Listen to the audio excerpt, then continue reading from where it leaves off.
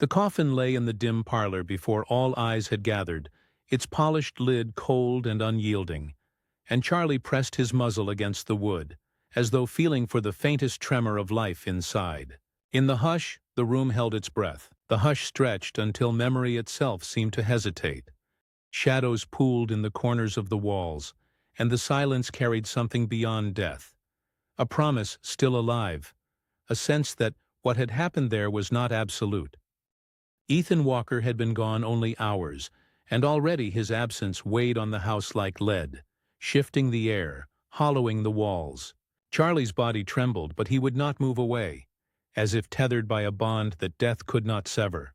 The faces of mourners flicked by the windows, muted in the gray light, but inside, everything had narrowed to that coffin and that dog, waiting, refusing the finality of stillness. Before this moment, Ethan and Charlie had lived ordinary days. But this was not ordinary. Decline had crept in so gently that none noticed until the house had already changed shape around them. The illness came not in crashing waves, but in tiny betrayals. A missed step, a falter in his voice, eyes that once shone dimming with fatigue. Charlie, ever alert, responded to each shift. He lay closer in the night, lingered by the door, watched the fading of breath with sorrowful attention. When Ethan took to bed, the dog kept vigil, ears tilted toward his shallow breathing, paws still. And then the final breath had slipped away in the dark, leaving a space not just of absence, but of something waiting to be filled. Now Charlie waits at the coffin's side, guarding not just a body, but the memory of every morning, every step, every silent moment that once filled this house with life. The funeral began beneath a low sky that threatened rain, the kind of gray that turns every breath into mist. People gathered slowly, unsure of what to say, their shoes sinking into damp soil as if the earth itself resisted their intrusion. The coffin was simple, dark oak, smooth and heavy, resting on a frame above the open grave. Lily stood apart from the crowd, her face pale, her hands gripping the handle of a black umbrella she never opened. She hadn't seen her father in years, not since the argument that had carved silence between them. But now, watching the coffin, she felt that silence folding inward, filling her chest with a weight too thick to swallow. And then there was Charlie, sitting just behind the casket, motionless except for the steady rise and fall of his breathing. His eyes, fixed on the box, did not flicker, even when someone whispered that the dog should be taken away. He didn't hear the words, or perhaps he chose not to. He waited, not in confusion, but in faith. The pastor's voice wove through the murmurs of wind, solemn, rehearsed, but somehow hollow, as if even the holy words couldn't reach through the kind of love that bound man and animal. Ashes to ashes. The phrase drifted over the heads of the mourners and landed, faint and useless, at the feet of the Labrador. Charlie lifted his head once, the muscles along his neck tightening as if some invisible thread had been pulled taut. A faint whine slipped from his throat, too soft for most to hear, but those nearest turned their eyes. The old caretaker crossed himself. Lily bit the inside of her cheek, holding back tears that no longer felt private. The pastor continued, his words blurring with the sound of distant thunder. Somewhere above, the sky began to break.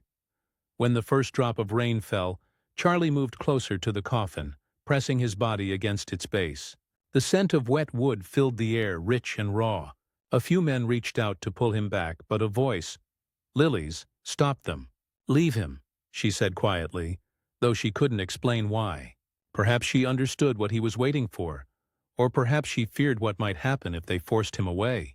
The men hesitated, then stepped back, and the funeral continued with Charlie half under the casket's edge, his fur darkening with rain.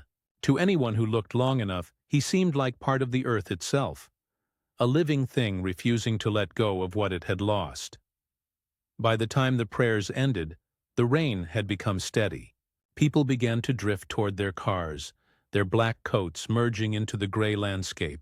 The sound of shovels striking dirt echoed across the cemetery. Dull, rhythmic, final. Each thud drew a quiet tremor from Charlie's chest. When the first shovelful of soil hit the coffin, he barked once, sharp and hoarse, then went silent again, as though realizing the sound couldn't reach the one he sought. Lily stood rooted, her eyes on the dog, her umbrella forgotten at her side. She felt an ache she couldn't name, a mixture of grief and envy. Grief for the father she lost, envy for the creature that had never abandoned him. Soon the grave was filled, the mound smooth and dark beneath the rain. People left flowers that wilted almost instantly. Only Charlie remained. He lay down upon the wet soil, the tremor of his body lost beneath the hum of the storm. The gravedigger, a man with hands like bark, paused, then placed his hat over his chest before leaving. Lily watched until the cemetery was empty, save for the dog, and something in her heart whispered that she couldn't leave either. But fear held her. Fear of approaching, of touching the life that refused to move, of the truth his loyalty exposed. She turned, slowly, and walked away, though every step felt like betrayal. Night crept in quietly, blurring the shapes of the tombstones, softening the edges of grief. The caretaker passed once more before locking the gates, calling out to the dog in a low voice, but Charlie didn't stir. His body was soaked, his paws half buried in mud, his head resting over the place where Ethan's heart once beat beneath the coffin.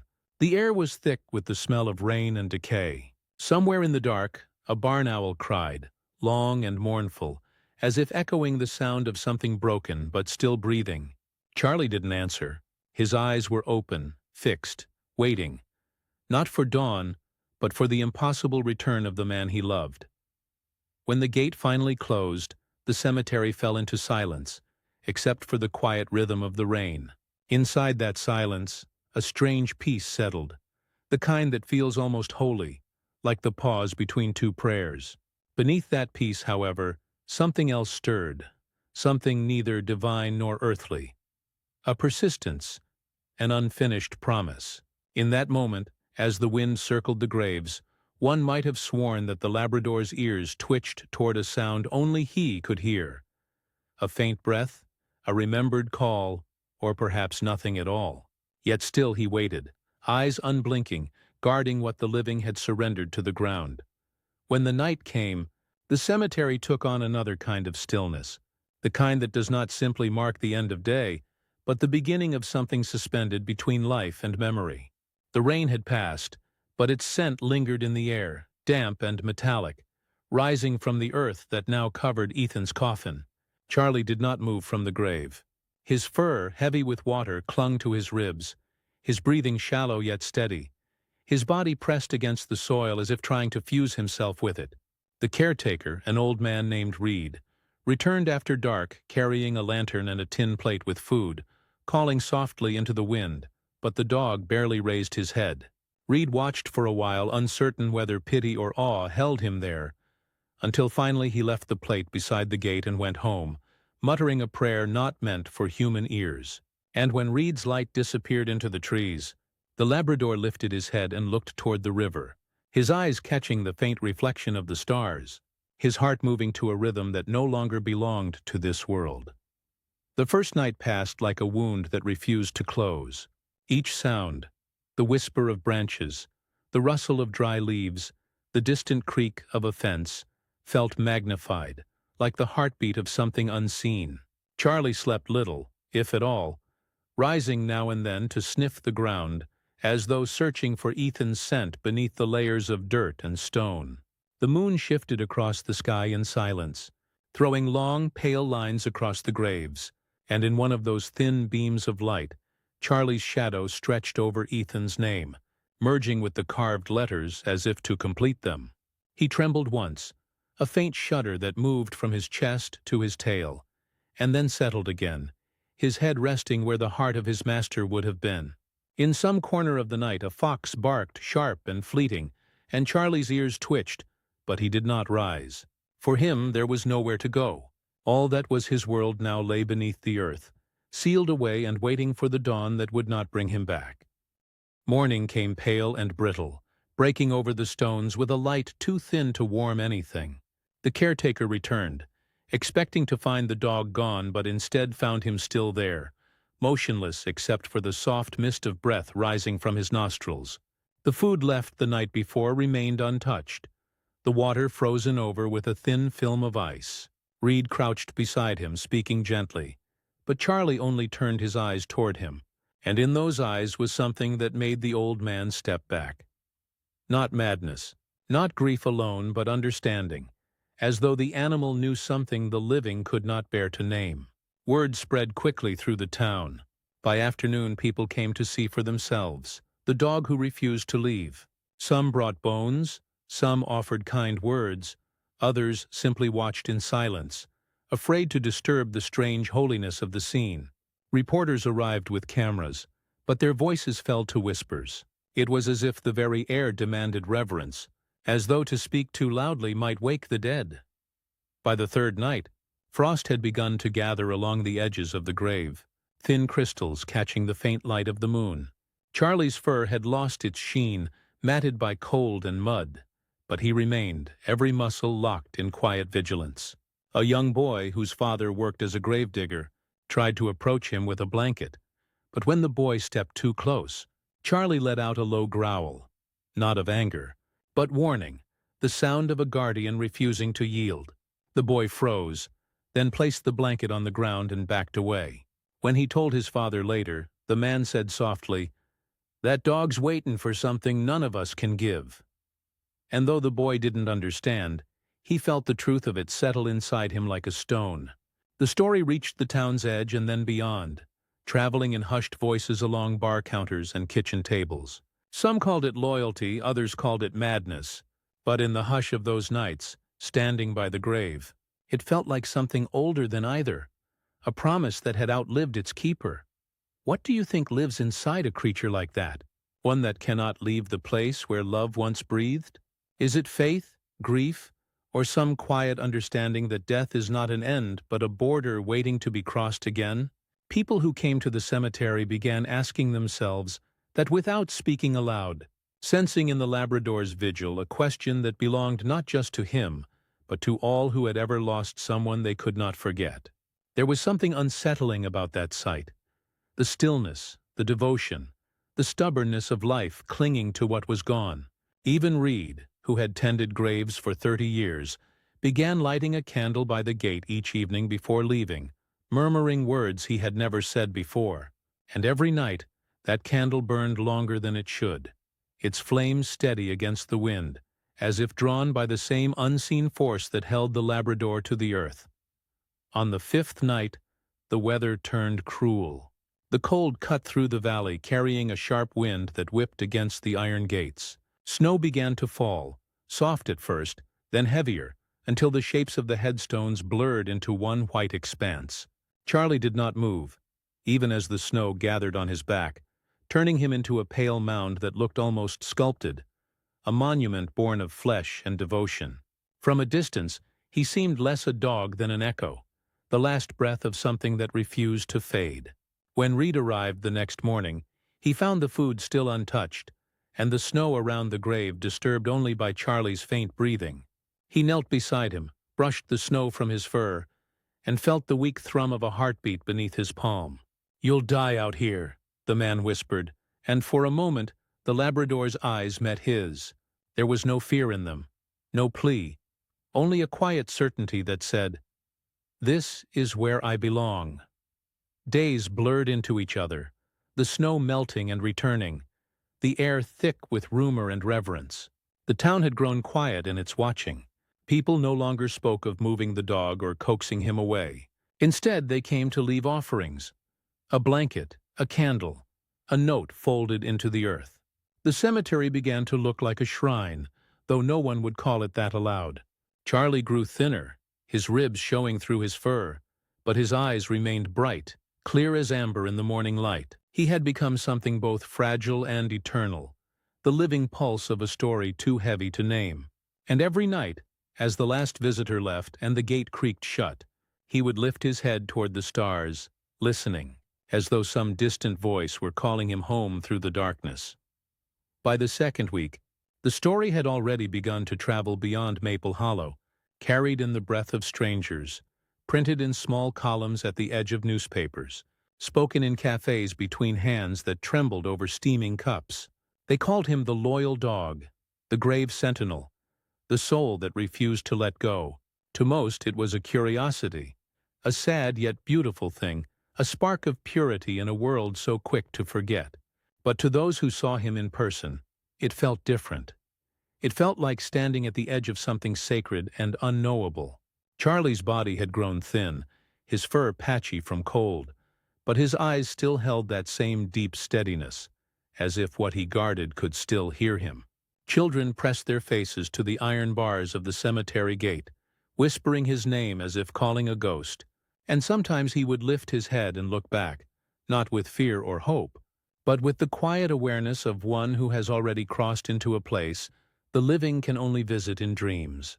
The caretaker, Reed, now kept a small fire burning in a barrel nearby, both to warm himself and to keep watch, though even he no longer pretended he was doing it for the dog. He said it helped him sleep at night, knowing someone was keeping vigil over both the dead and the living. The town's priest, Father Myers, came next, his curiosity cloaked in duty. He walked the narrow paths between the stones, his breath misting in the cold air, and stopped when he saw the dog lying across the grave. "God calls all creatures home," he said softly, as if to himself. But Charlie did not stir. The priest stayed there longer than he intended, his prayers trailing off into murmurs that made no sound. He had buried many men, preached over countless graves. But this silent animal, this breathing monument, unsettled something he could not name. That night, he lit a candle in his chapel window, leaving it to burn until morning, a gesture he told no one about. By dawn, the wax had melted into the shape of a paw. As winter deepened, so too did the devotion of the townspeople. They came less for spectacle now and more for something they couldn't quite define. Some brought bread and coffee for Reed. Others simply stood at the gate, heads bowed. The air around the cemetery began to feel heavy, charged, as though each breath carried a memory not its own. Those who lingered too long spoke of hearing faint sounds, footsteps, whispers, a man's laugh carried by the wind. A few even swore they saw movement in the ground when the moon was high. Whether imagination or something beyond, no one could say. Yet none doubted that the dog's vigil had changed the air itself. What had begun as loyalty now felt like ritual, a faith made visible. Inside Reed's small cottage near the edge of the graveyard, the old man began keeping notes in a weathered journal. He wrote of the visitors, of the offerings left at the gate, flowers in winter, coins, letters written in trembling hands. He wrote of Charlie's weakening steps, the way his breath fogged the cold air in slow, steady bursts, as if he were measuring time for someone else. "He's waitin'," Reed scrawled on one page, his pen trembling. But for what, I can't say. Maybe for her. Reed didn't know who he meant, not yet, but the words stayed there like a bruise pressed into paper. That night, he dreamed of Ethan walking through the fog, calling the dog home, his voice echoing like the river under ice. Distant, muffled, but certain.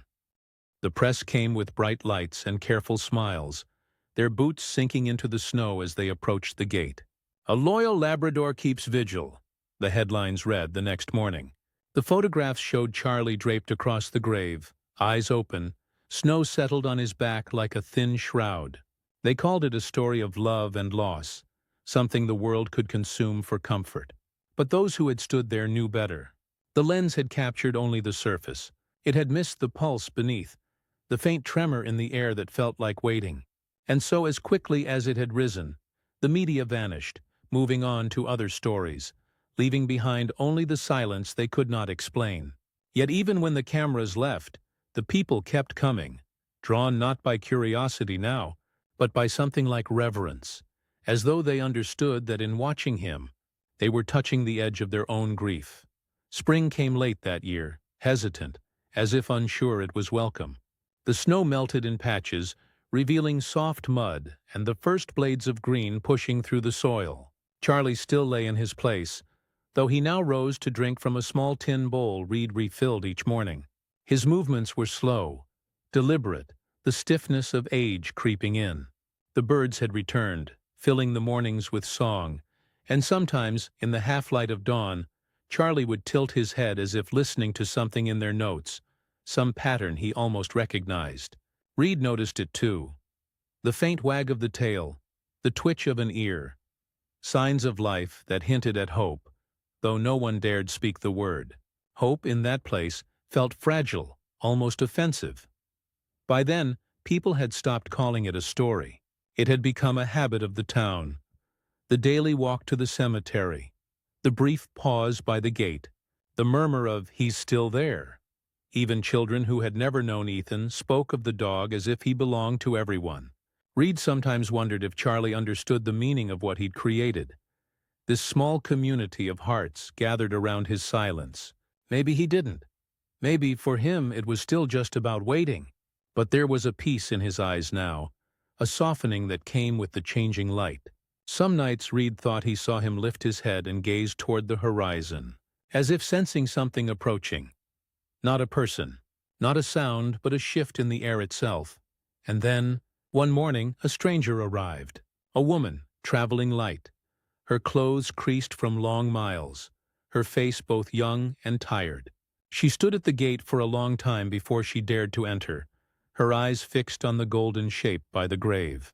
Reed watched from his cottage window, breath held, as the woman knelt in the mud and placed her hand on the cold stone that bore Ethan's name. Charlie stirred, his ears twitching once, then twice, before he raised his head and looked at her. For a long moment, neither moved. The wind caught her hair. The sun slipped through the clouds, and Reed knew, though he couldn't say how, that something in the story was about to change. Lily hadn't meant to come back. The thought had followed her like a ghost, ever since the day the newspaper with her father's name arrived at her doorstep, folded neatly, almost kindly, as if grief could be delivered without noise. She had read the headline, "Local Man Laid to Rest in Maple Hollow Cemetery," and felt nothing at first, only a strange stillness in her chest, the echo of something long forgotten. But the second article, printed weeks later, had struck deeper. "Labrador Keeps Vigil Over Master's Grave." She had read it again and again, tracing the words with her fingers as if they might warm her. Each line carried a quiet accusation. He waited. He stayed. The things she hadn't done.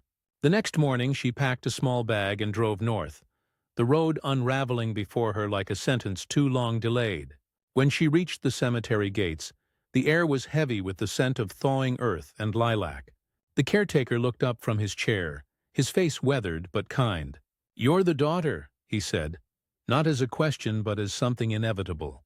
She nodded once, unable to find her voice, and walked toward the grave. She saw him before she saw the stone.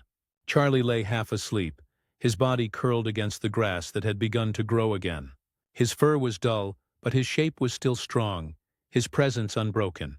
The moment her shadow crossed the ground, his head lifted, slow and deliberate, and their eyes met. There was recognition there, not of her face, but of her scent, faint traces of a house long gone, of Ethan's hands, his shirts, his laughter. The dog stood, trembling slightly, and took a hesitant step toward her. Lily froze, unsure whether to kneel or run, the weight of years pressing into her bones. "Hey," she whispered, her voice cracking on the single word.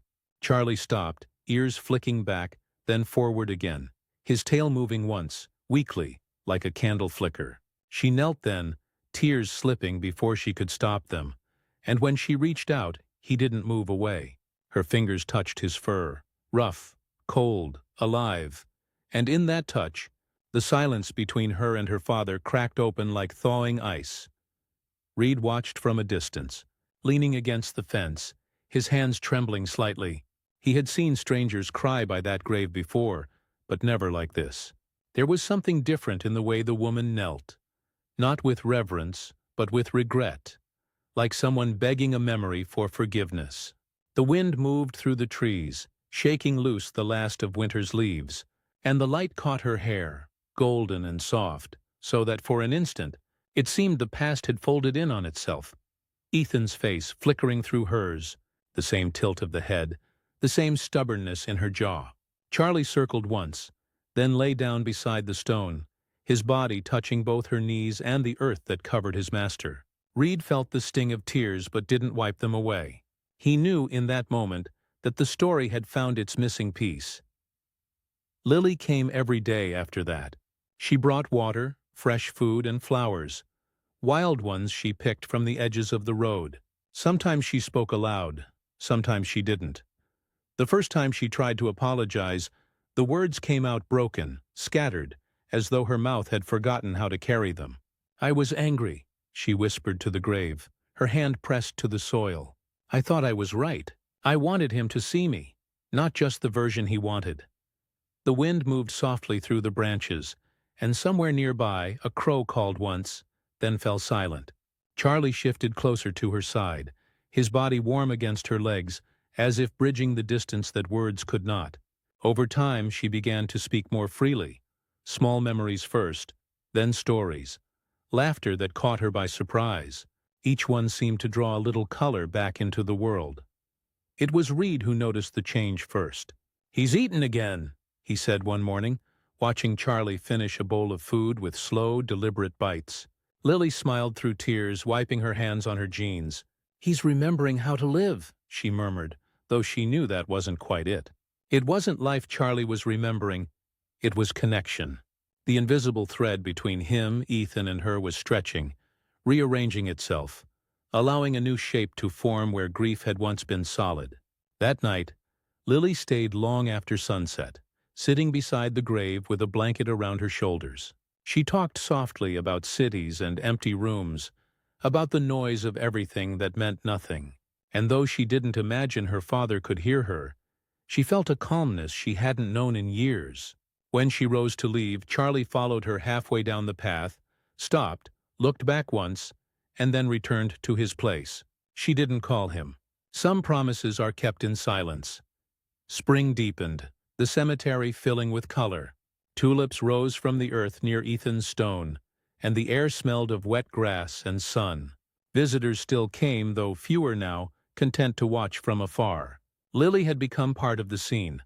The woman and the dog, both keeping vigil, though for different reasons. The town whispered that she'd moved into the old farmhouse, that she was tending her father's garden again, though no one had seen smoke rise from the chimney yet. One afternoon, when the air was thick with bees, she brought a book and read aloud to the grave. Her voice was steady, her laughter low, and Charlie lay with his head on her knee, eyes closed, the sound of her voice blurring into the hum of summer. To those who passed the gates, it looked like peace, but in truth it was something rarer. Forgiveness beginning to breathe. But not all healing is gentle. There were nights when Lily woke drenched in sweat, hearing her father's voice in dreams. Not cruel, not kind, only unfinished. Sometimes she saw him in the hallway of the farmhouse, half in shadow, his hand reaching toward her, not in anger but in longing, and she would wake with tears on her face, whispering his name into the dark. On those nights, Charlie would rise from the foot of the bed, pad silently across the floor, and rest his head against her hand. His fur smelled of rain and dust, his body warm, grounding her in the world of the living. She would whisper to him, "Thank you," and he would sigh, the sound deep and human somehow, as if he understood the burden of remembering too much. Together they waited for morning, each carrying a piece of Ethan that neither could lay down completely. Time softened everything. The grass grew thick around the grave, the headstone no longer cold but covered in moss, like something returned to nature. Lily no longer cried when she came. She spoke instead, telling Ethan about the small things, the books she read, the meals she cooked, the way Charlie still refused to leave the garden gate. "He thinks you'll come home," she said once, her voice gentle. "Maybe you already have." The wind rose through the trees in answer, and Charlie's tail brushed the earth once, twice, a sound like a heartbeat. For a moment she could almost believe it, that the line between here and wherever Ethan had gone was thinner than it seemed, that love had made it porous, passable, and as she stood to leave, she whispered something not to her father, but to the dog. "We can rest now, can't we?" But Charlie only looked at her with those steady amber eyes, the same ones that had watched Ethan's last breath, and she understood that rest, for him, was still far away.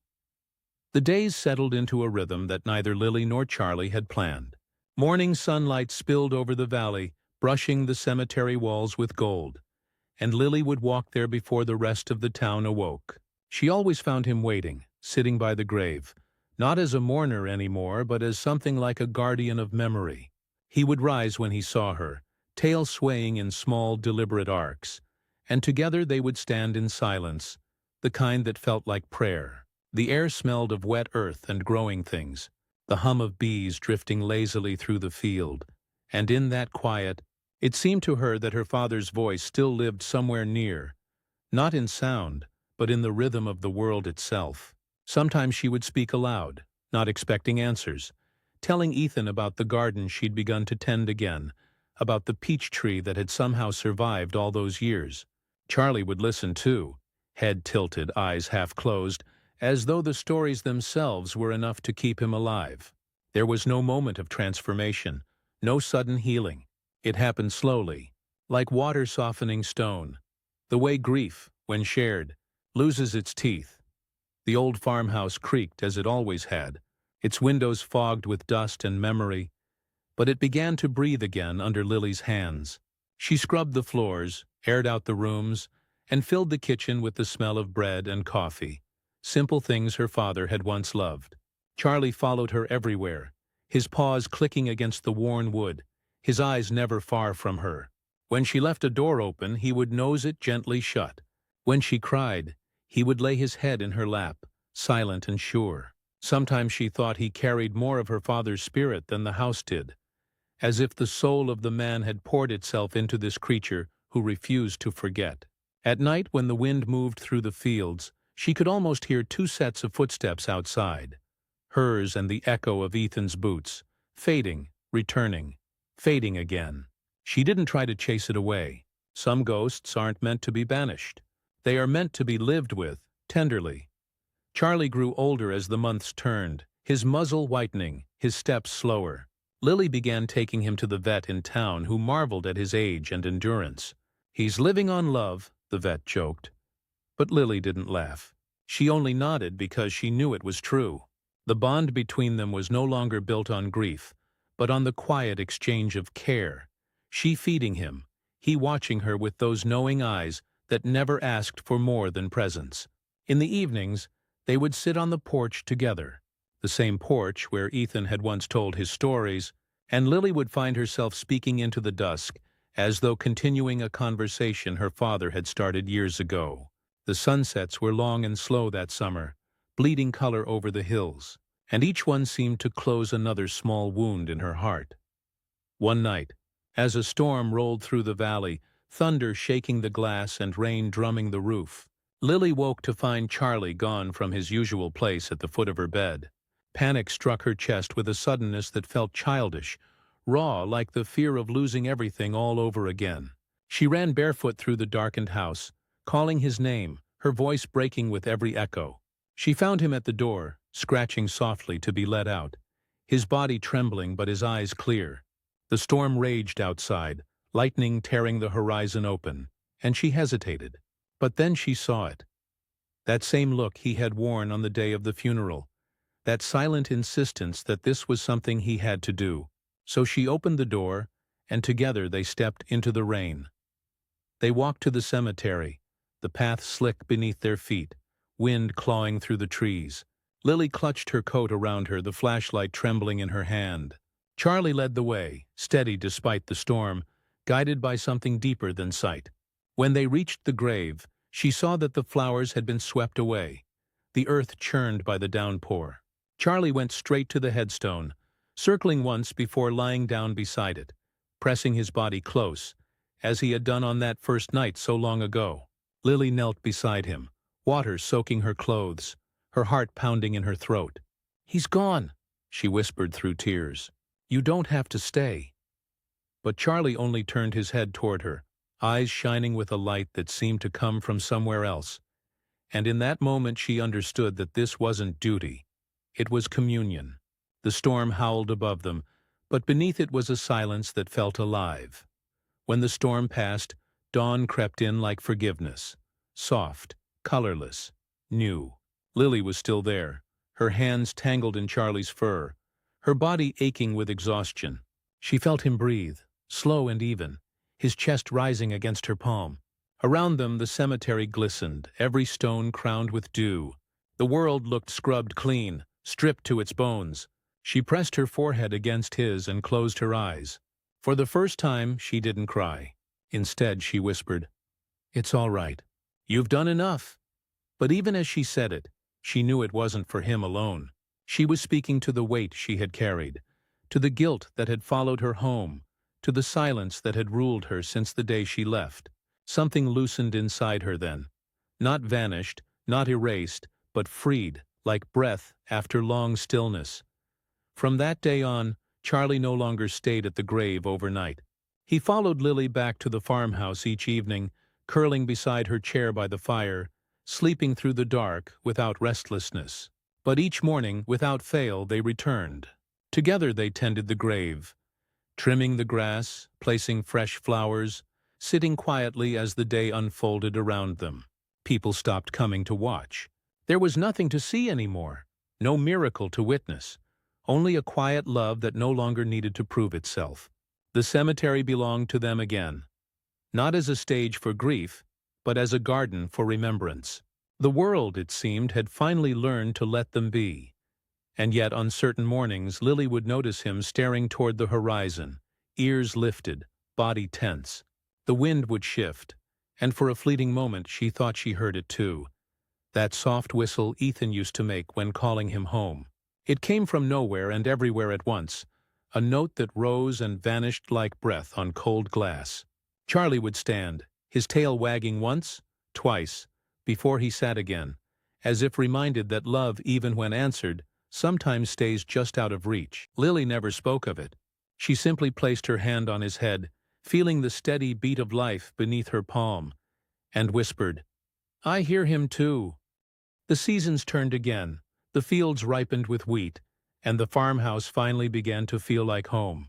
Lily planted a small garden near the porch, filled with herbs and sunflowers, the kind her father had once said made the world smell of memory. Charlie grew slower, his steps unsteady, but his eyes never lost their clarity. When he slept, his paws twitched, as if running through some endless field where Ethan still waited. She didn't wake him.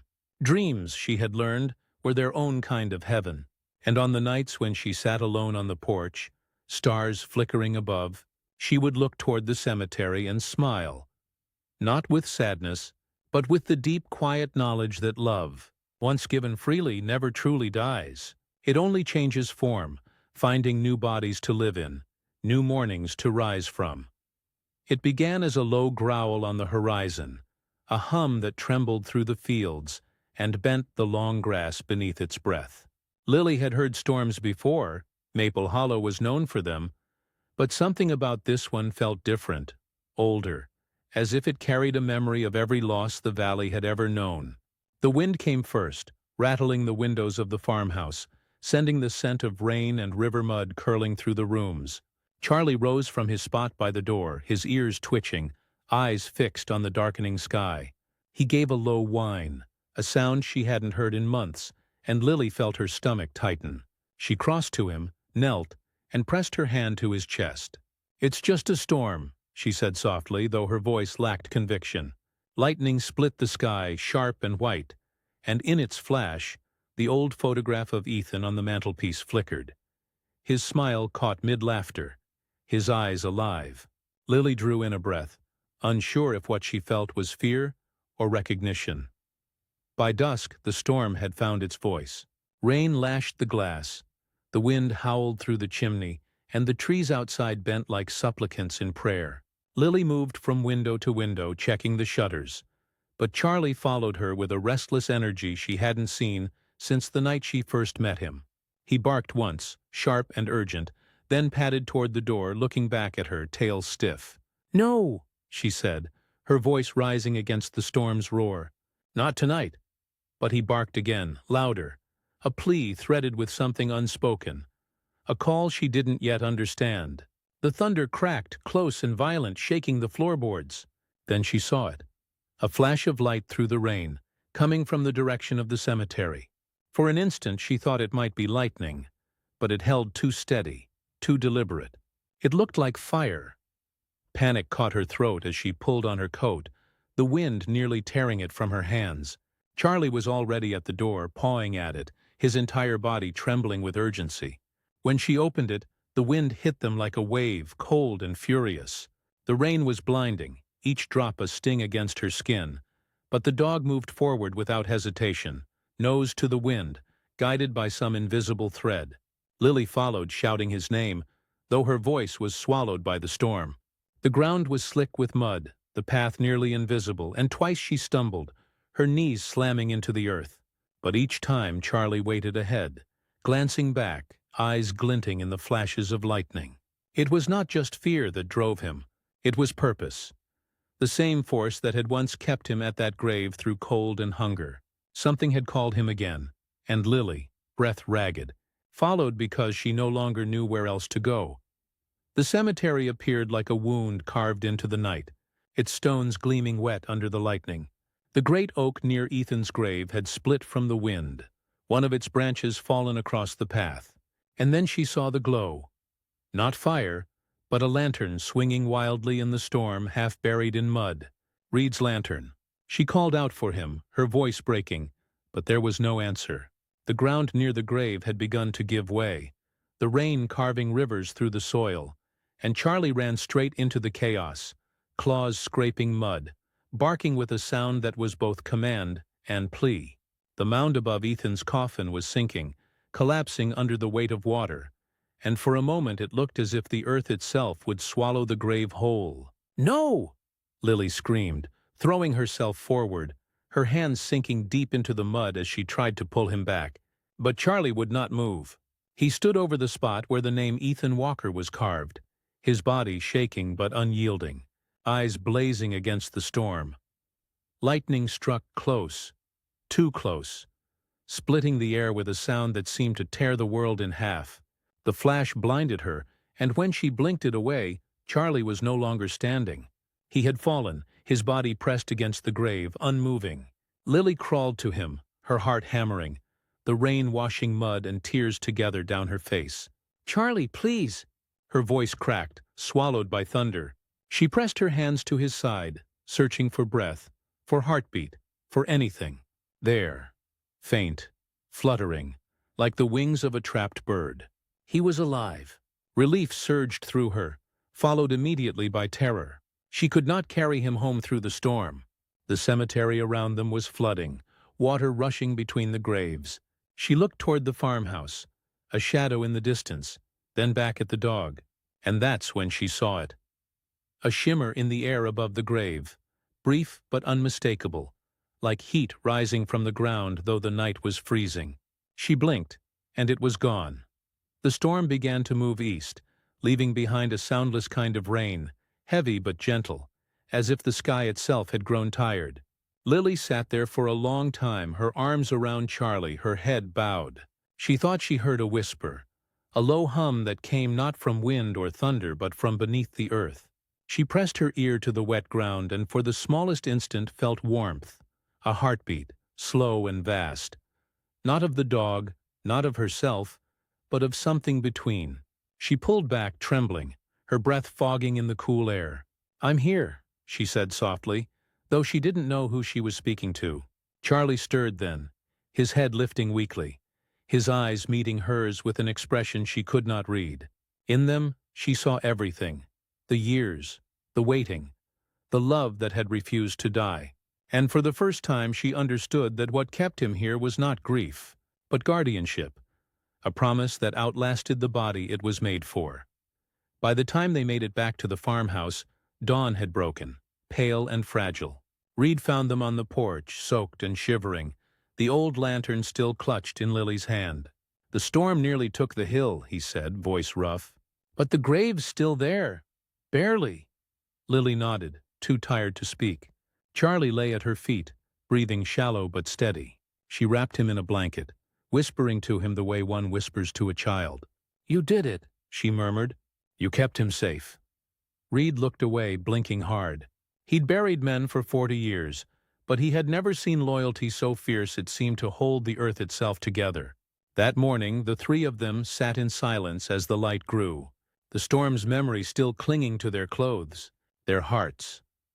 The town spoke of the storm for weeks, the lightning that split the oak, the river that nearly rose to the road, the grave that somehow remained untouched while the ground around it collapsed. They called it luck, miracle, coincidence, depending on who you asked. But Lily and Reed said nothing. They simply tended the earth, replacing the flowers, rebuilding the small fence that had washed away. Charlie recovered slowly, his steps unsteady, his breathing soft, but the fire in him had not dimmed. He spent hours each day sitting by the grave again, not out of duty but out of quiet contentment, as if what he had guarded that night was not the coffin, but the soul of what had been. The line that bound past to present, father to daughter, life to what follows.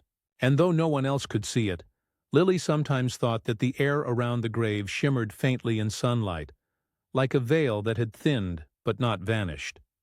When summer returned, Maple Hollow was greener than she remembered.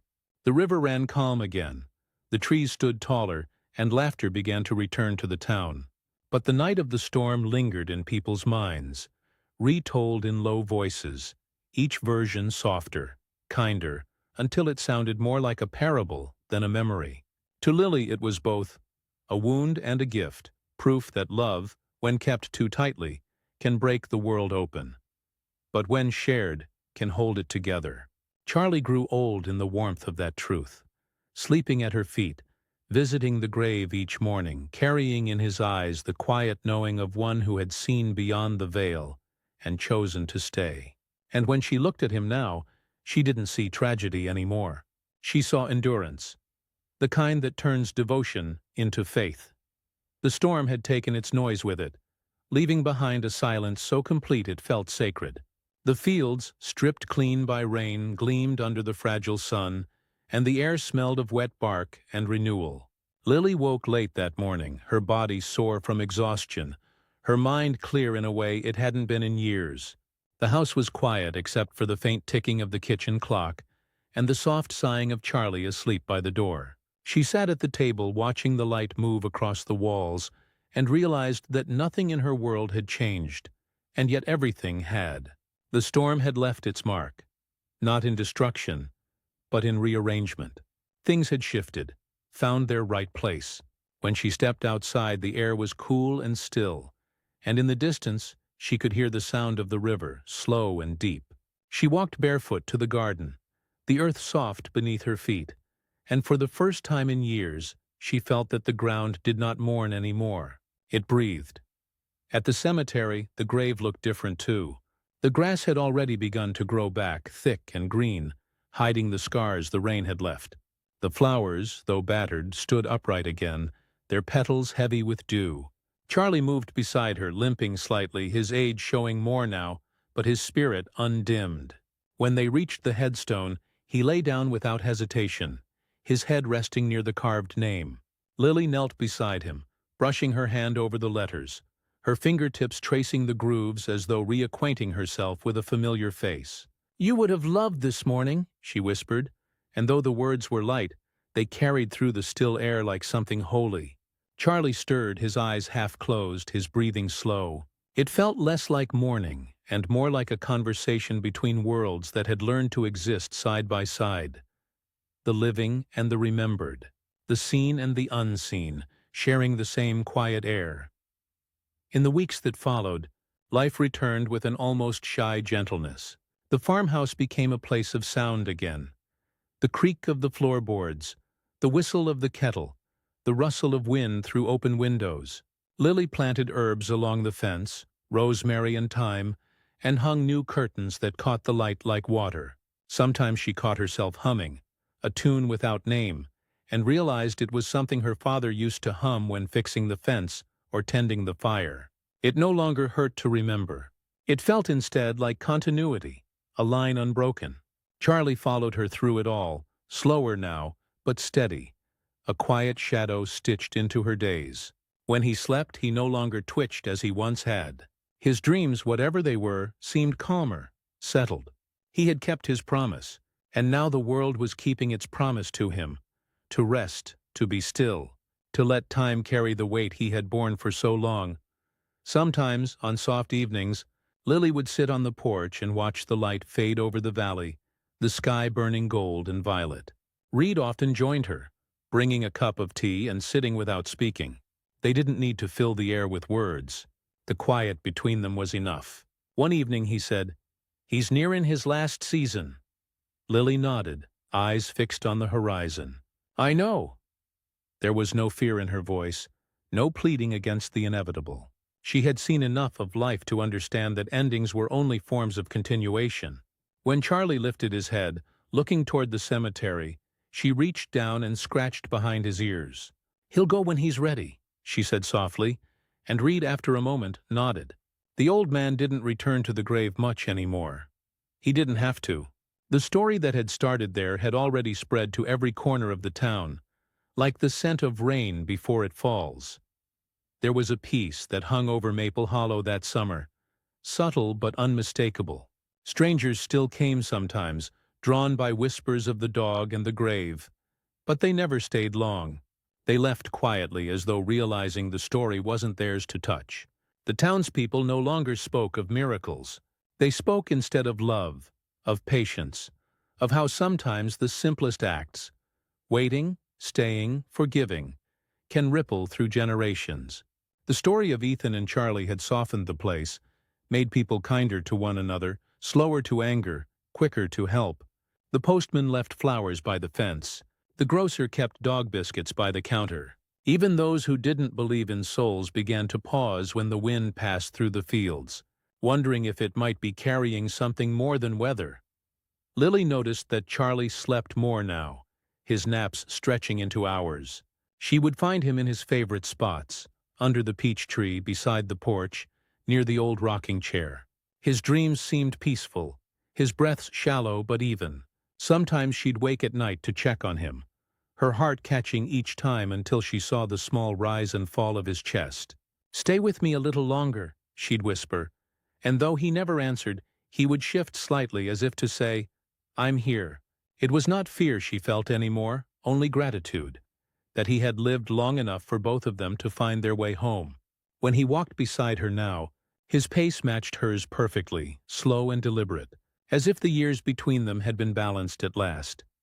Autumn came quietly, the leaves turning copper and gold, the air cool enough for sweaters and early fires.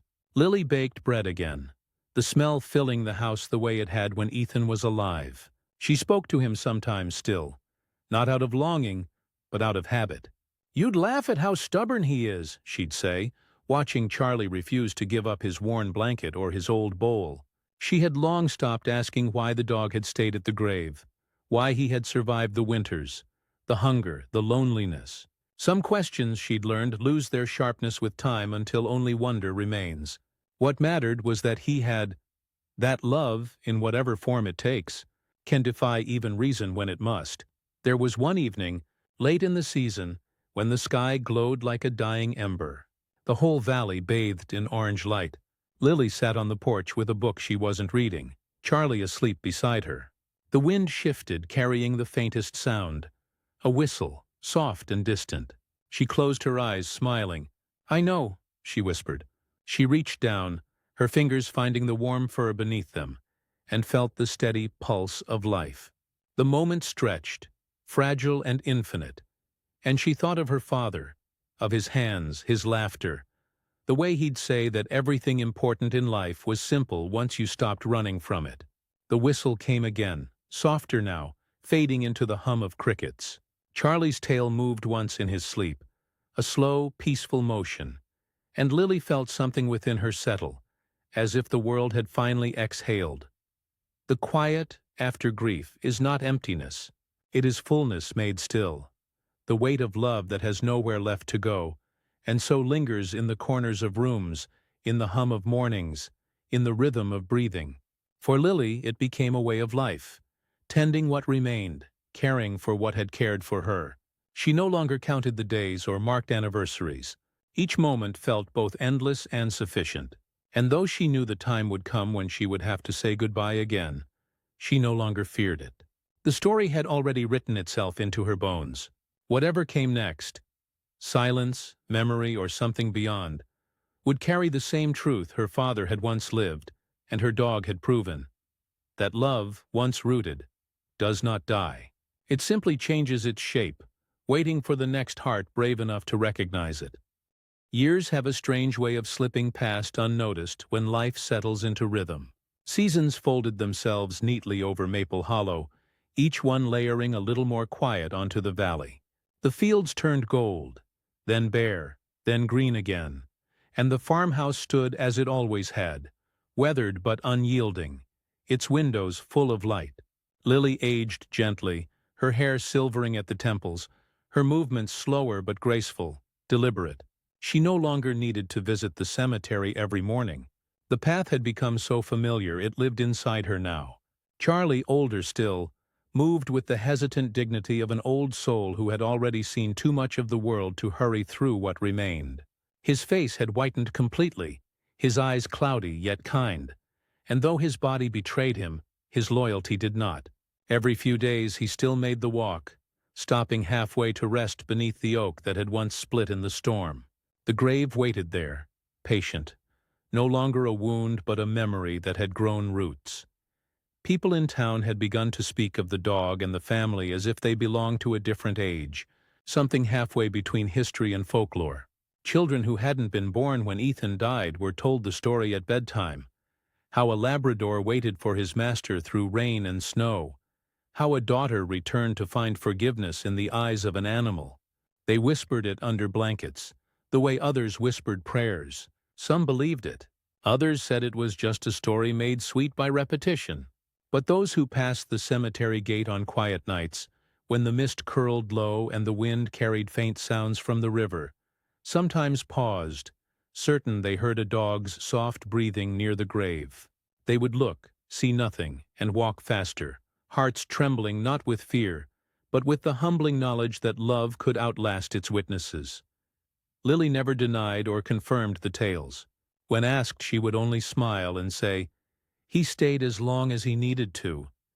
In her eyes there was no mystery, no miracle, only gratitude.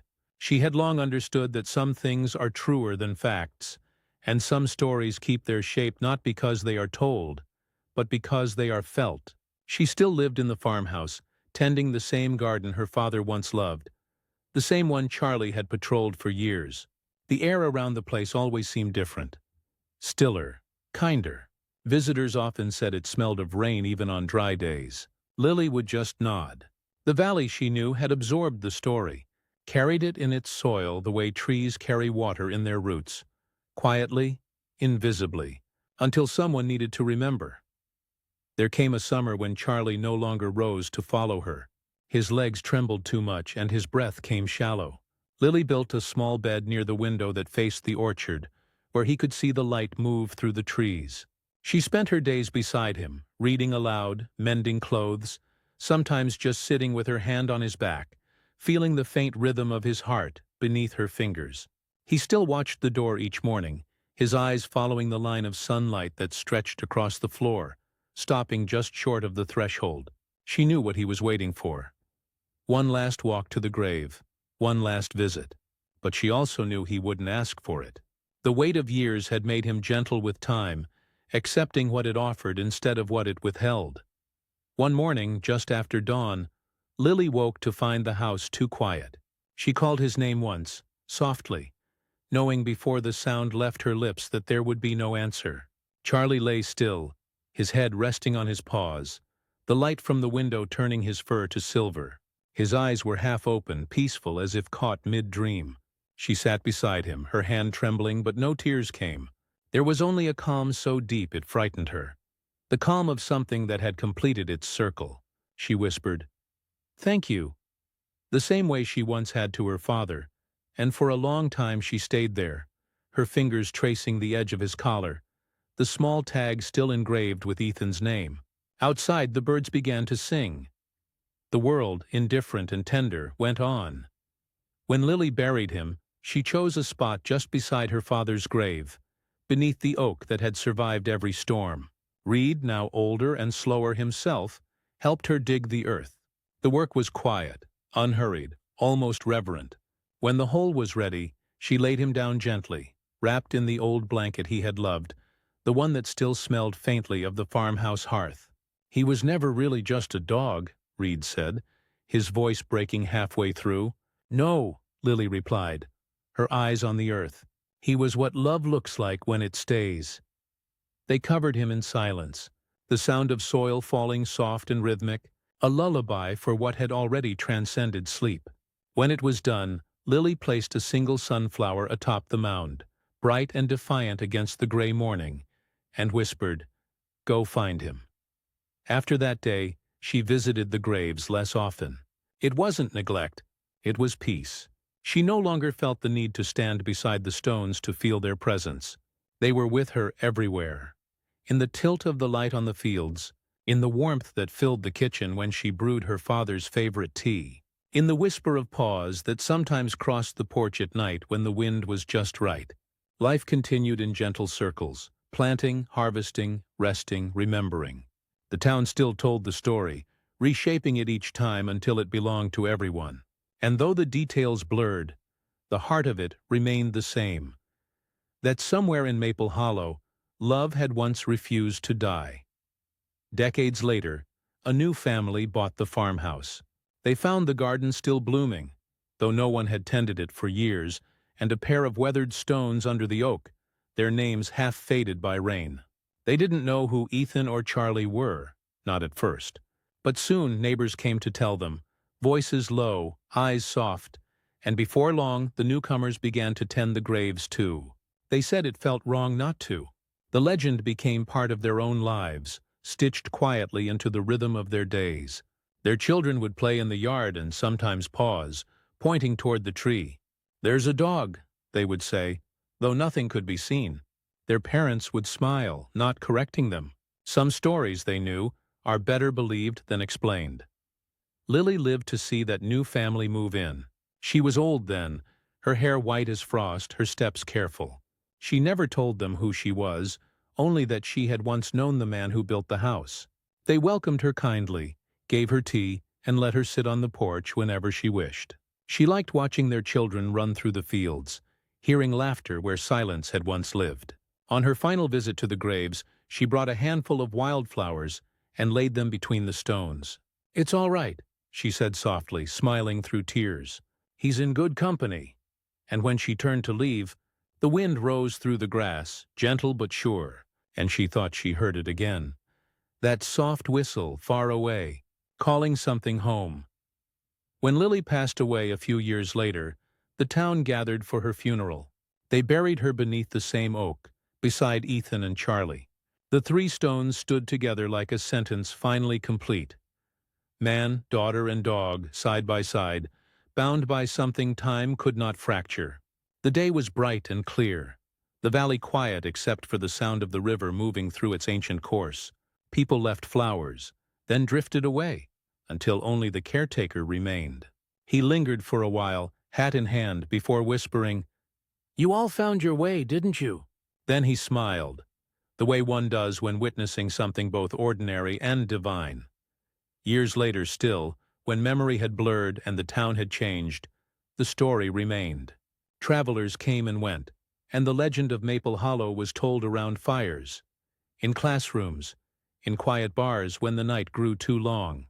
Some said they came to see the graves. Others said they came to feel what lingered there, the pulse of something eternal beneath the earth. And if you visit even now, on a windless evening when the world feels paused, you might notice a faint imprint in the grass, shaped like where a dog once lay. You might feel the air shift, gentle and warm, and hear, just barely, a whistle moving through the trees. It will come and go like breath, leaving you with a weight you can't name, the weight of love that refused to die, and never did. There are places in the world where time does not flow the same way as it does everywhere else, and Maple Hollow had slowly become one of them. The fields still changed colors, the leaves still fell, and the river still hummed its long, patient song. But something in the valley had grown quieter, slower, as though the weight of one story had stretched its days and softened its nights. The farmhouse remained standing, worn smooth by rain and sun, its windows clouded with years of breath and memory. the walls humming with echoes of laughter that no one alive could remember.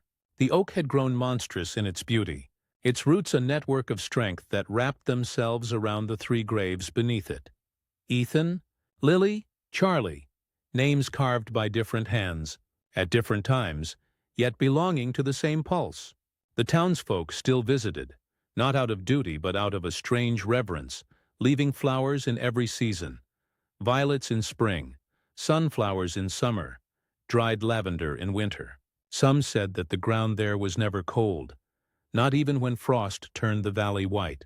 Others said that on certain evenings, when the last light fell through the branches, you could see the faint outline of a dog resting beside the stones, and that if you stayed long enough, the shape would breathe. It was during one of those evenings, long after anyone still living could claim to remember the faces carved into the stones, that a stranger appeared on the road. She was a woman of indeterminate age, carrying no bags, dressed in travel-worn clothes that spoke of distance rather than purpose. The sun was sinking low, turning the sky to copper, and the world seemed to hush as she made her way up the hill. The caretaker, now an old man with white hair and a soft stoop, watched her from the gate. "Evening," he called, his voice carrying more curiosity than caution. She nodded but did not speak, her eyes fixed on the oak. There was something in her walk, steady, solemn, that told him she wasn't there for legend or curiosity. She was looking for someone.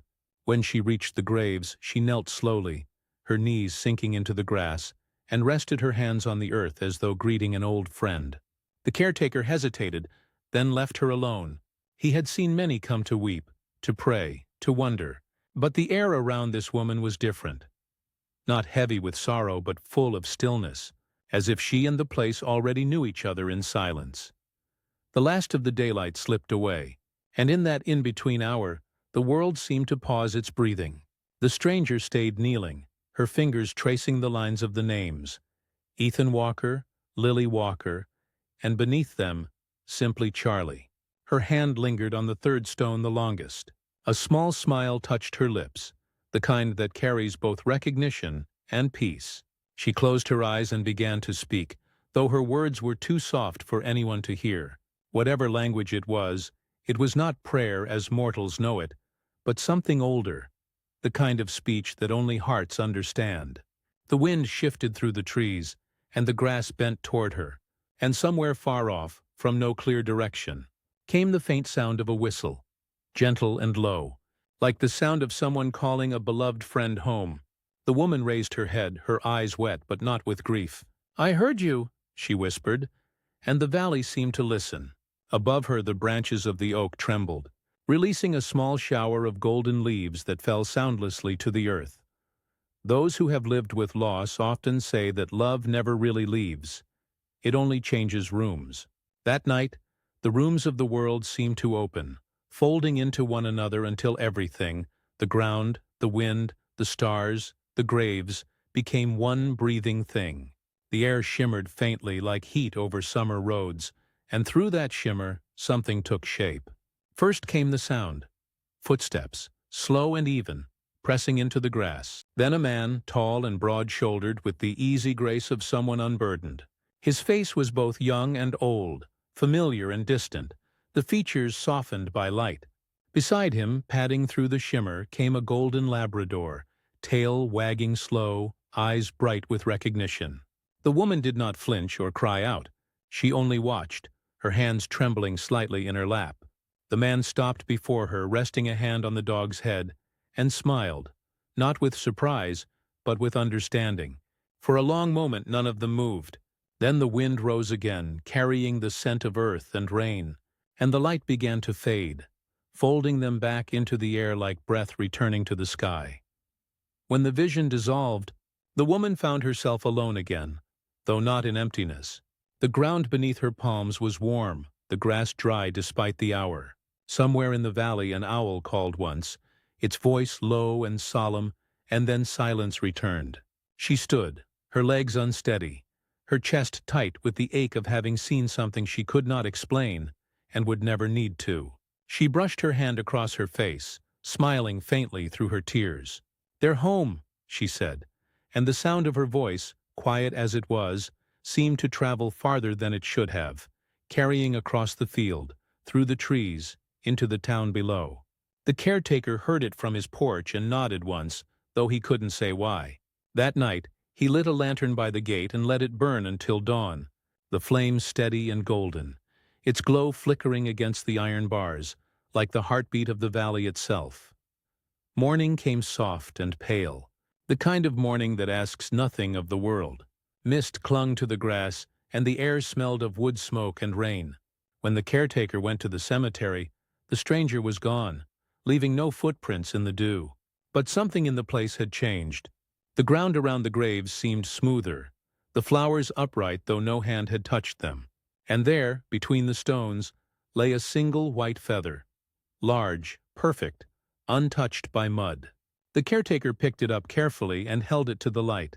"A gift," he murmured, though he didn't know from whom. He set it atop the middle grave, weighed down by a small stone, and for reasons he couldn't explain, felt his chest lighten, as though some invisible debt had been paid. From that day on, he never locked the gate at night. "They don't need keeping out," he'd say. "They need room to come and go." Years passed again, as they always do, dissolving into the soft repetition of seasons. The caretaker died, his son took his place, and still the story remained, retold, reimagined, reshaped by each voice that carried it. People brought offerings still, dog collars, ribbons, letters written to fathers long gone. Children ran between the stones without fear, their laughter ringing bright in the morning air. The valley had forgotten tragedy. It had become a sanctuary. Some nights travelers camped near the hill and spoke of seeing 3 figures walking along the ridge at sunset. One woman, one man, and between them, a golden dog that turned its head as though listening. The townsfolk no longer questioned such things. They simply said, "That's Maple Hollow," and left it at that. One winter a storm felled the great oak, breaking it open at the root. When the townspeople came to clear it, they found something hidden beneath. A small hollow, dry and untouched by time. Inside lay 3 objects, a pocket watch, a silver locket, and a rusted dog tag. The watch still ticked faintly, though no one had wound it. The locket, when opened, held a photograph of a man, a young woman, and a dog sitting together before a porch, sunlight spilling across their faces. The dog tag bore one word, scratched into its metal by hand: "Stay." The people stood around the discovery in silence. Then someone, perhaps the caretaker's grandson, whispered, "He did." And they buried the objects again, not to hide them, but to return them, to keep the circle unbroken. Over the place, they planted a sapling from the old oak's seed, its roots finding the same earth that had kept it secret for generations. As the years moved on, the town changed. Roads were paved, new houses built, the river dammed. But the hill remained untouched, a small green rise at the valley's edge, a boundary between what was gone and what endured. People still came, though fewer now, most not knowing why. Some brought their griefs, others their hopes. The air was different there, warmer, quieter. And those who stopped long enough always left with the sense that something unseen had acknowledged them, not in words but in the soft language of peace. The wind through the young oak's branches carried whispers that sounded almost like a dog's breath, a laugh, a name spoken kindly. And though the story had long since passed into myth, its essence remained, echoing in every act of kindness that outlived its reason. If you were to visit Maple Hollow today, you might find nothing remarkable at all, just a tree, 3 stones, a field, and the wide sky above. But if you stayed until twilight, if you stood very still and let the day settle around you, you might feel it, the hush, the warmth, the quiet insistence that not all endings are endings. You might hear, just at the edge of sound, the low whistle of a man calling a faithful heart home, and the soft thump of paws returning across the grass. And you might understand, for one still, breathless moment, that what binds us is not time, nor even memory, but the promise that love, once spoken, never unsays itself. It waits, patiently, endlessly, beneath the turning of the seasons, whispering the same single word to whoever will listen: stay. There are stories that live their course and fade, stories that break against the edges of memory until they lose their color. And then there are those that stay, not written, not spoken, but carried in the quiet pulse of places and people, passed along without being told. The story of Ethan, Lily, and the loyal Labrador named Charlie had long since slipped beyond the reach of truth and into the slow eternity of such legend. No one living could say exactly who they had been or when they had lived. Their faces had vanished from photographs, their names softened by rain on the old stones. Yet somehow, every person in Maple Hollow felt they knew them. They saw them in the tenderness with which neighbors helped each other, in the habit of leaving small bowls of water at the edge of porches for strays, in the way no one in that town locked their gates at night. Over time, it stopped being a story about a man, a daughter, and a dog, and became something far quieter, a lesson written in the valley's breath itself, that love, once rooted deep enough, can outlast its name. The new oak grew tall above the graves, its trunk thick and unyielding, its branches spreading like arms wide enough to hold the entire sky. Each spring it flowered with pale green leaves that shimmered when the wind touched them, and each autumn it released its seeds into the fields, scattering the future in small, uncounted promises. Beneath it, the 3 stones had grown soft with moss, the letters faint but legible if one knelt close enough to feel the cool air rising from the soil. Travelers came still, sometimes out of curiosity, sometimes by accident, sometimes as if led there by something inside themselves they did not understand. They came tired or grieving or hollowed by the long distances of their own lives, and many left different. Some swore the air beneath the tree was warmer, that the ground thrummed faintly when they laid a hand upon it, that the wind there carried voices not in words, but in feeling. One man, a stranger passing through, said he fell asleep against the trunk and dreamed of a golden dog walking ahead of him down an endless road toward light. When he woke, he could not remember the dog's name, only the peace that followed him all the way home. Maple Hollow itself changed as the world did. Roads widened, electricity came, the rhythm of engines replaced the song of horses, but the hill remained untouched. There were those who wanted to build there once, a park, a memorial, even a new cemetery. But none of the plans ever took hold. Machines broke down inexplicably, blueprints vanished, investors lost interest. It was as if the land itself refused to be disturbed, as though it knew that some silences were not meant to be filled. Children who played in the fields grew up, left for the cities, returned gray-haired, bringing their own children, telling them to be quiet near the oak. "It's not for noise," they'd say. "It's for remembering." And the children, without knowing why, would lower their voices, feeling that same strange gravity that had once kept a single dog at a grave through nights of cold and hunger and waiting. It was not superstition but instinct, the recognition of something sacred dressed in ordinary light. Every once in a while, someone would bring a camera hoping to capture whatever it was that lived in the air there. But the photographs never turned out as expected. Some came back blurred, the figures of trees bending strangely, light blooming in places where no sun touched. Others showed faintly, shapes that were not there when the shutter clicked. A man standing with his hand on a dog's head, a woman kneeling between them, their faces indistinct, caught halfway between presence and absence. A few swore it was trick of exposure, others swore it wasn't. None of it mattered. Those who visited came not for proof, but for quiet. And that quiet, once found, stayed in them like a slow heartbeat, reminding them that devotion need not be loud to be eternal.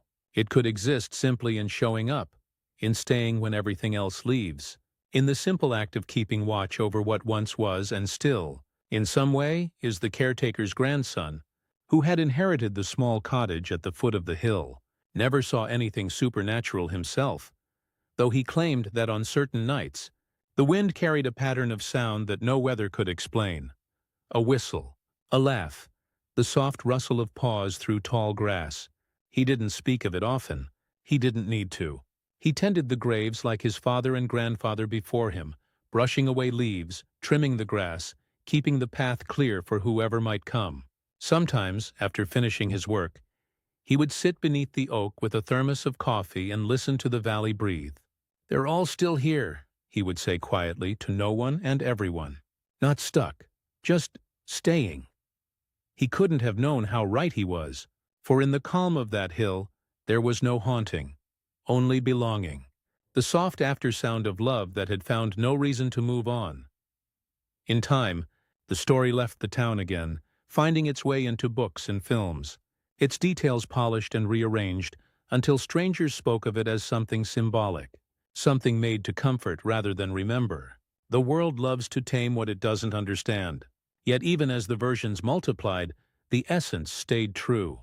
Those who had once stood at the graves knew that the real miracle had never been the waiting, nor the dog's endurance, but the way the act of staying had changed everyone who witnessed it. It had reminded them that loyalty could outlive despair, that forgiveness could begin even after death, that sometimes to love someone is not to hold them, but simply to remain, silently, faithfully, until they find their way home. And so the legend spread, no longer tethered to Maple Hollow but carried like pollen by those who needed it most, settling in quiet hearts across the world.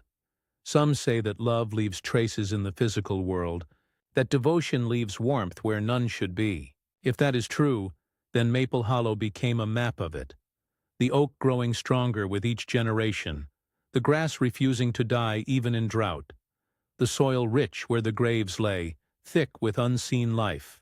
Birds nested there in greater number than anywhere else in the valley. Fireflies gathered beneath the tree at midsummer, lighting it with soft, living lanterns. Travelers who stopped at dusk often said they heard a rhythm in the flicker of those lights, as though the world itself were breathing in unison with the memory it held. And in that glow, faint but steady, the lines between this life and whatever comes next thinned, not frighteningly, but tenderly, like the veil between waking and sleep, where everything you've lost returns just long enough to let you rest. The years rolled forward, unhurried, as years do when they belong to a place that has already found its peace. The hill weathered wind and rain, the oak's roots deepened, and the names on the stones finally gave way to time until they could no longer be read. But still people came. They came without knowing the names, without needing to. They brought what they could carry: flowers, tears, laughter, silence. And each of them left something behind, a small piece of what hurt in them, a fragment of sorrow given to the ground as offering. The earth accepted it all, not as burden but as belonging. In that way, the graves never grew lonely.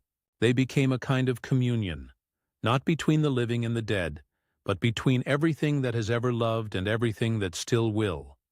By the time the world outside had changed beyond recognition, when screens had replaced faces and cities had drowned the stars, Maple Hollow remained what it had always been: a still point. The few who found it now came by chance, wandering off the highways, drawn by something they couldn't name. They would stand beneath the tree, feel the wind shift, and understand that they were not the first to arrive lost. They would stay longer than they meant to. Some would leave notes, not prayers but confessions. "I miss her. I'm sorry. Please wait for me." And though no one ever answered, those who left such words swore that, later, in dreams, they heard the sound of a dog running through tall grass, a man laughing, a woman's voice calling both home. When they woke, their hearts hurt less, though they couldn't explain why. Some places heal by listening, and Maple Hollow was one of them. And so it was that the story returned to where it began. Not on paper, not in words, but in the space between breaths. The hill, the graves, the oak, the river, all of it folded together into a single memory too large for one lifetime. The legend no longer needed telling, because it had become the landscape itself, the wind's own language. If you were to stand there at dusk, with the sky deepening to blue and the light thinning to silver, you might feel it too: the warmth of the soil underfoot, the hush that feels like recognition, the faint whistle that moves through the branches, low and tender. You might not see anything, you might not need to, but you would know, as surely as the valley knows, that love, once given, does not die. It remains in the air, in the soil, in the breath of those who come after. waiting, faithful, endless. That is what stays. And when the world one day forgets even the name of Maple Hollow, when the oak has fallen again and the stones have sunk beneath the grass, when the path to the hill is swallowed by roots and the river has changed its course, still the air there will remember. Not in sound, not in sight, but in that ancient way the earth keeps secrets, in vibrations so subtle they live beneath the reach of time. There will come a dusk when some weary traveler, lost without knowing why, will wander through the high grass and pause in that clearing, feeling a peace he cannot trace to reason. He will not know that his breath joins the same rhythm that once held Ethan's sigh, Lily's forgiveness, Charlie's patience. He will only know that the wind smells like rain, that the ground beneath him feels alive, that the silence here is different, full instead of empty, the kind of quiet that listens back. And as he stands there, eyes closing against the long, forgiving wind, something deep within him will understand what all who came before had learned too late, that to love is not to hold, but to remain, that the soul's truest prayer is not come back, but stay.